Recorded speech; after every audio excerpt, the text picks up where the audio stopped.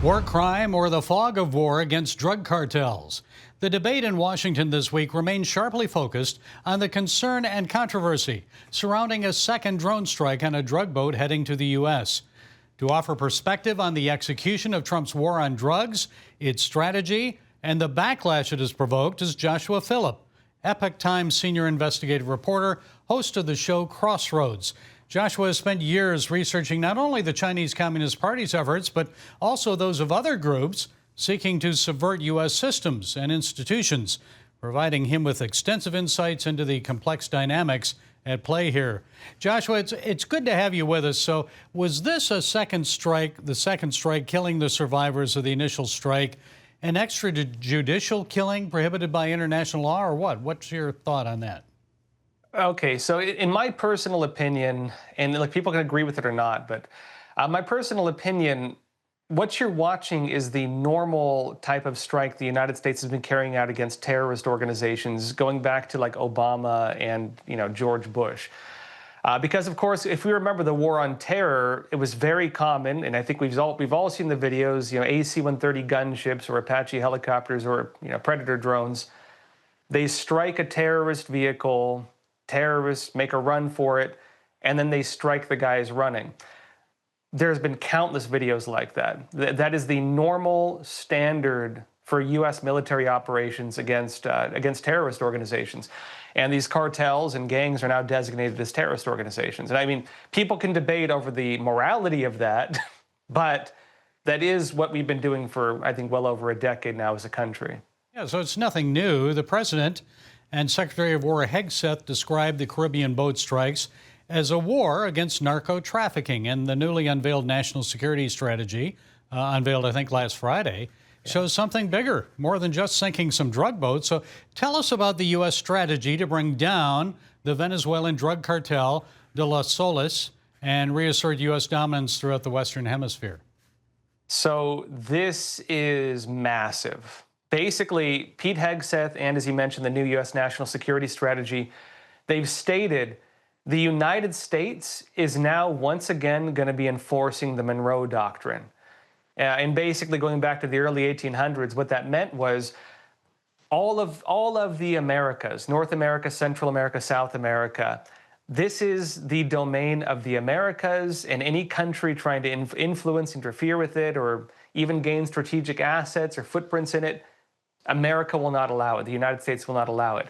And, of course, early on, that meant no European colonies in the New World, so to speak. During the Cold War, that meant no Soviet interference or Chinese interference within the Latin America. Going into now, the United States is going to reassert a defensive structure, a system of building allies, and also a system of destroying threats and rooting out foreign influence, from China and otherwise throughout Latin America. And as it relates to Venezuela, this is a big deal because Venezuela was kind of the beachhead to bring in Chinese Communist Party influence throughout all of Latin America. Drugs also tie into that, and we don't often think of drugs like this, but drugs are not just, they're not just for money.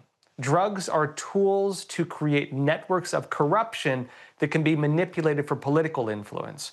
And just look at Mexico, for example, where politicians get elected if they play the cartel game. If they don't, they get assassinated, they get murdered. In fact, there was cartels recently tried to use drones to blow up the offices of a prosecutor trying to investigate some of the drug cartels. If you don't play their game, like these mayoral candidates, they murder you. And that means that every politician who gets elected is either turning a blind eye or part of it because of that network.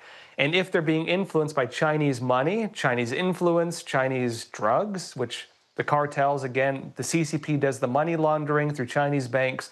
They supply the precursor chemicals and they supply the synthetic drugs. If they do that, they can basically control the entire region. And they've been doing it since the time of Mao Zedong. Publicly disclosed, publicly stated strategies. They've been doing this since the time of Mao Zedong. You talk about the influence that they have, money-wise. You're either dead or you turn a blind eye or go along with it. Some politicians on Capitol Hill are screaming loudly against this anti-drug cartel battle in the Caribbean. Have you investigated any congressional money connections to Venezuela, the Chinese, drug cartels? What did you discover? In terms of U.S. politicians getting money from the cartels, I haven't seen that. I can say, though, that there are a lot of NGOs, non-governmental organizations, and I would say large financial interests within NGOs especially, that do have a lot of interest on the mass migration front. And the cartels, people can like it or not, they do play a very heavy role in facilitating mass illegal immigration. I was actually down in Panama and in Mexico investigating what's really behind the border crisis. What I uncovered was this. I've been to the Darien Gap. I've been to the mouth of it.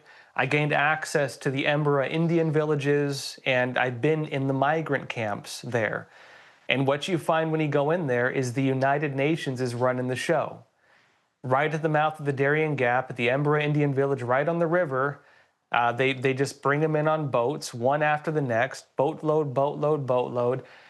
There's a United Nations checkpoint. They check in, they register, and then they're part of a bus network, and they just bus them all the way north to the U.S.-Mexico border.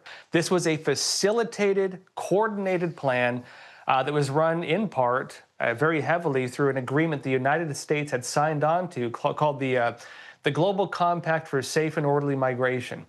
It was funded a lot through the State Department going to the United Nations. The United Nations then used the money to pay for non-governmental organizations, NGOs, that ran the entire operation.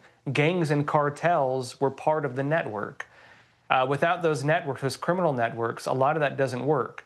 And I'm not saying that they're all tied in with it, but I do think there are a lot of people who do not want these networks to be dismantled. And I think that's a big reason for it. Big reason for the resistance right now, or the opposition: money laundering, human trafficking, drugs. Okay, you've been there. Joshua Philipp, thank you for sharing your insights. We appreciate it. Hey, pleasure. Thank you.